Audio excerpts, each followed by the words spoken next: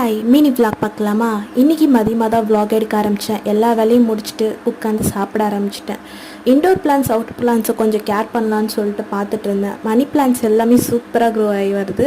அவங்க எல்லாரையுமே கேர் பண்ணி தண்ணிலாம் விட்டு வச்சதுக்கப்புறம் இவன் பேர் என்னன்னு தெரியாது, ஆனால் இவனும் சூப்பராக வளர்ந்துன்னு வரான்.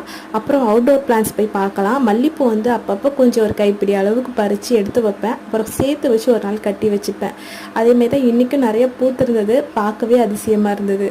அப்புறம் மழை வந்து நல்லா பெய்ய ஆரம்பிச்சிச்சிங்க. சரி துவைச்ச துணி எல்லாத்தையும் எடுத்துகிட்டு வந்து உள்ளே கொடி கட்டி கயிறு போட்டு ஃபேன் வச்சு காய வச்சுட்டேன். பாப்பாவையும் தூங்க வச்சுட்டு கொஞ்ச நேரத்தில் வெயில் அடிக்க ஆரம்பிச்சிச்சு.